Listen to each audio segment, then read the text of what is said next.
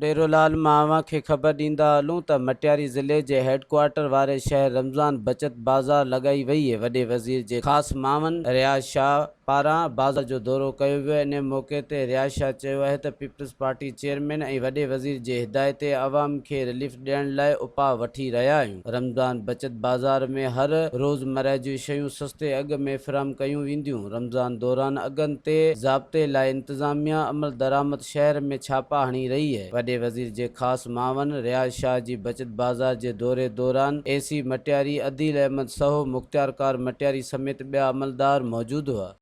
उते असांजी जेका प्राइस एंड बेरो कंट्रोल डिपार्टमेंट आहे उन्हनि जी टीमूं अचनि थियूं, उहे छापा पढ़नि थियूं डेली बेसिस ते। जेको आहे उते जेको इन्हनि ते फाइन लॻे थो जेके बि मुनाफ़ाखोर आहिनि। हिते जेकी मूं हींअर तव्हांखे अर्ज़ु कयो त असांजो ADC AC असां सभिनी उन्हनि खे इंस्ट्रक्शन ॾिना आहिनि त हिते मटियारी शहर में या पूरे सिंध में को भी मुनाफ़ाखोर Soomro wallpapers and PVC panel shop 3D wallpapers की वसी रेंज जो आपके घर को बनाए आपके ख्वाबों की तरह खूबसूरत। बेहतरीन क्वालिटी के वॉलपेपर्स और सीलिंग्स बेनज़ीर कलर्स और डिजाइन्स में दस्तयाब हैं।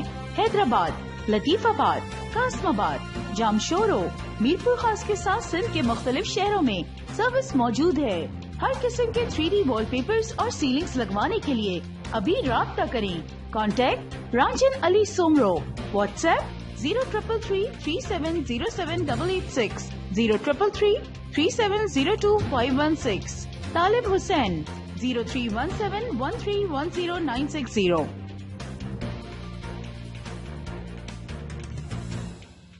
मज़ीद ख़बरनि ऐं तफ़सीलात लाइ विज़िट कयो असांजी वेबसाइट www.awamiNewsHD.com ऐं ॾिसंदा रहो अवामी न्यूज़ HD।